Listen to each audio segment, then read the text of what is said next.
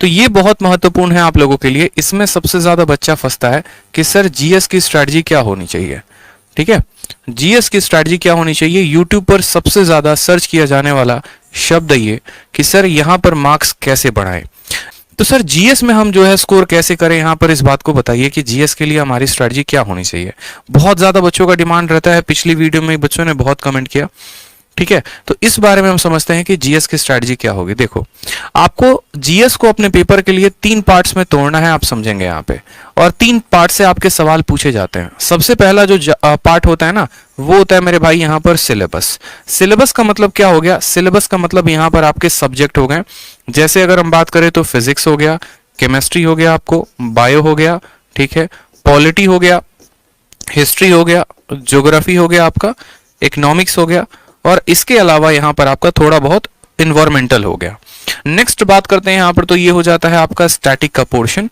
ये जो स्टैटिक का पोर्शंस होते हैं, जैसे आप कह सकते हैं इसमें कि सर कंट्री एंड कैपिटल है, ठीक है, फिर उसके बाद यहां पर करेंसी जैसे शब्द हो गए, फिर उसके बाद यहां पर जैसे डांस वाले शब्द हो गए, जितने के जितने, फोक डांस, ये डांस, वो डांस। इसके अलावा जितने भी स्टैटिक के पोर्शंस हो गए, प्रथम पुरुष, प्रथम महिला, यहाँ के राष्ट्रपति कौन है, यहाँ के ये कौन है, ये फलाना ठिकाना, जितनी बातें होती हैं। और तीसरा जो होता है वो होता है हमारा करंट अफेयर। ठीक है, ये जो जीके होता है ना, ये हमारा 3 पार्ट्स में ब्रेक होता है करंट अफेयर्स में। जैसे कि मैंने कहा आपको, पहला पार्ट सिलेबस, दूसरा पार्ट स्टैटिक, तीसरा पार्ट करंट अफेयर। और हमें एक ऐसी रणनीति बनानी होगी जिनसे हम तीनों पार्ट को क्रैक कर पाए बड़े अच्छे तरीके से, क्योंकि पेपर में सवाल यहां से भी आते हैं, यहां से भी आते हैं, यहां से भी आते हैं। अगर हम इनके ब्रेकआउट की बात करें तो करंट अफेयर्स में हमारे कितने सवाल होते हैं, करंट अफेयर्स में हमारे 4 से 5 सवाल होते हैं। ठीक है, स्टैटिक से हमारे कितने सवाल होते हैं, तो 4 से 5 सवाल होते हैं। अगर हम इनका वेटेज 10 सवालों का मान ले तो पूरी की पूरी सिलेबस से हमारा 15 सवाल आता है। और हमें जो है एक ऐसी रणनीति बनानी पड़ेगी। देखो भाई, जिन्होंने वीडियो को अभी तक लाइक नहीं किया है वो लाइक कर दें, और जिन्होंने वीडियो को शेयर नहीं किया वो शेयर कर दें। अगर मैं इतनी वैल्यूएबल बात आप लोगों से शेयर कर रहा हूं आप लोगों के स्कोर को बढ़ाने के लिए, तो ये आप लोगों का भी फर्ज बनता है कि आप भी इस वीडियो को ज्यादा से ज्यादा लोगों तक शेयर करो। ठीक है, अगर मैंने यहाँ पर जो है एक जहद उठाई है कि आप लोगों के स्कोर को बढ़ाऊं, मैं आप लोगों की सहायता करूं, मैं आप लोगों को जो है स्ट्रैटेजी ढंग की बताऊं, तो उसी तरीके से आप लोगों का भी ये फर्ज बनता है कि आप वीडियो को ज्यादा से ज्यादा लोगों तक पहुंचाओ। ठीक है, तो ज्यादा से ज्यादा लोगों तक शेयर करो आप। तो ये हमारा एक सिलेबस हो गया, और दूसरा हो गया हमारा ये स्टैटिक का पोर्शन, और तीसरा हो गया हमारा करंट अफेयर का पोर्शन। ठीक है, ये सभी पॉइंट्स पर अगर जो स्टूडेंट काम कर लेगा उसका जीएस में जो स्ट्रैटेजी है, जीएस में जो स्कोर है, वो हमारा 35 प्लस आना शुरू हो जाएगा। और 30 और 35 प्लस एक बहुत ही बढ़िया स्कोर माना जाता है आपके जीएस में। अगर इतना आप स्कोर करते हैं तो आपका बहुत अच्छा रिजल्ट आएगा। लेकिन इस बढ़िया रिजल्ट के लिए हमें क्या करना पड़ेगा, किस तरीके की प्लानिंग करनी पड़ेगी, किस तरीके की जो है हमें ब्रेकआउट रखना पड़ेगा। तो जैसा कि मैंने आपको सबसे पहले बताया, तो यहां पर समझते हैं, सबसे पहले यहां से शुरुआत करते हैं। ठीक है, सबसे पहला पॉइंट आप पकड़िए यहाँ पे सब्जेक्ट में। इस सब्जेक्ट में अगर आपको देखना है ना, तो आप देखना यहाँ फिजिक्स से ज्यादा क्वेश्चन नहीं आते, बायोलॉजी केमिस्ट्री से ज्यादा नहीं आते, सबसे ज्यादा बायो से आते हैं, फिर पॉलिटी से, हिस्ट्री से और ज्योग्राफी से। ये आपके जो है ना, ये 4 सब्जेक्ट जो है ये बहुत इंपॉर्टेंट है इन 7 सब्जेक्ट्स में। इसको जो है आप प्रॉपर तरीके से अगर रिवाइज कर लेते हैं, प्रॉपर तरीके से आप एक एक पॉइंट पढ़ लेते हैं, तो आपको परेशानी नहीं होगी। फिर बच्चा बोलेगा कि सर इसको पढ़े तो कहाँ से पढ़े। ठीक है, क्या कोई किताब को रेफर करें, क्या कोई यूट्यूब चैनल को रेफर करें, कैसे पढ़ें। तो देखो, हमारे चैनल पर ऑलरेडी क्लासेस चल रही है, आप उससे रेफरेंस ले सकते हैं। इसके अलावा जो है अगर आप किसी बुक से पढ़ना चाहते हैं तो आप किसी बुक से पढ़ सकते हैं, लेकिन बुक में जो सबसे बेस्ट होगा मेरे हिसाब से वो रहेगा लूसेंट। अगर आप लूसेंट पढ़ते हैं, ठीक है, या हिंदी वाले स्टूडेंट अगर आप घटना चक्र पढ़ते हैं, तो आप वहां से भी सवालों को बढ़िया तरीके से कंसेप्ट को समझ सकते हैं। कभी भी जीएस को पढ़ने की जो स्ट्रैटेजी होती है वो इस तरीके से होती है कि पहले आप सब्जेक्टिव को पढ़िए और फिर उसके बाद आप उसके ऑब्जेक्टिव को लगाइए। जैसे मानिए कि सबसे पहले आपने दिल्ली सल्तनत पढ़ा, तो आप दिल्ली सल्तनत को पढ़ लीजिए, और उसके बाद दिल्ली सल्तनत पर आधारित जितने भी प्रश्न आपके लूसेंट के ऑब्जेक्टिव में हैं, पहले आप उसको लगाइए। इससे क्या होगा कि आपका जो लेवल है वो इंक्रीज होगा, आपको जो चीजें हैं क्रम अनुसार याद होते चले जाएंगे, और आपका फिक्स रहेगा कि हाँ यार, जब मेरे सामने 4 ऑप्शंस आते हैं तो उसमें मुझे सही ऑप्शन किस तरीके से टिक करना है।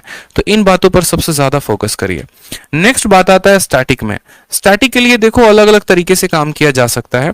स्टैटिक में कोई बच्चा बोलता है कि सर हमको ट्रिक से याद होता है, जैसे मानो कि पहाड़ हो गए, पर्वत हो गए, आपके दर्रे हो गए, ठीक है, इनको कोई बच्चा कहता है कि सर हमको ट्रिक से याद करना है। जैसे जितने ताल वाले हो गए, जिस शब्द के आगे ताल लगा होता है वो कहां पर होता है, सारे के सारे उत्तराखंड में हो गए, भीमताल, ठीक है, नैनीताल, इस तरीके से करके। तो ये सारे के सारे मेरे भाई कहां पर हो गए, उत्तराखंड में। तो आपने जैसे ट्रिक से याद कर लिया, नहीं तो आप ऐसा कर सकते हो कि आप ट्रिक से यूट्यूब चैनल में आपको एक बता रहा हूं, वहां से भी आप फॉलो कर सकते हो, क्रेजी जीके ट्रिक्स करके। क्रेजी जीके ट्रिक्स करके जो है, आप इस अगर चैनल को फॉलो करते हो, यहाँ पर मैं इनको जानता नहीं कौन है ये, हाँ, लेकिन इनके कुछ वीडियोस मैंने देखे हैं जो मुझे अच्छे लगे हैं, जहां से आप भी फायदा उठा सकते हैं। और स्टैटिक के लिए इन्होंने बहुत बेहतर तरीके से काम किया हुआ है। तो स्टैटिक का पोर्शन आप यहां से कंप्लीट कर लीजिए। साथ में लूसेंट का जो मिसलेनियस है, उस लूसेंट के मिसलेनियस को जरूर खत्म कर लीजिए मेरे भाई, ठीक है। लूसेंट का जो मिसलेनियस है ना, उनको भी आप जरूर खत्म कर लो। मिसलेनियस में जैसे आपका हो गया कंट्री कैपिटल है, इसके अलावा जो है एक एक पार्क है, वाइल्ड लाइफ सेंचुरीज हैं, इसके अलावा जो है कौन सा पार्क, जैसे सिमलीपाल हो गया, सिमलीपाल कहाँ है तो उड़ीसा में है। जैसे डांस के बारे में हो गया कि जो राउफ डांस है वो कहाँ का है तो कश्मीर का है, जो तमाशा है वो कहाँ का है तो महाराष्ट्र का है। इस तरीके से आप एक एक पॉइंट को यहाँ पर टिक करके मिसलेनियस में खत्म कर सकते हैं। इसके अलावा जैसे मानो और भी पिंक बॉक्स कैसे हो गए, हिस्ट्री में आपने कुछ पढ़ा होगा, ज्योग्राफी में पढ़ा होगा, जैसे आर्य समाज की स्थापना किसने की थी, कब की थी, रोयतवारी जो सिस्टम हो गया वो कौन लेकर आया था, जमींदारी कौन लेकर आया था। तो ये लूसेंट में पिंक बॉक्स में बनाकर दिया गया है।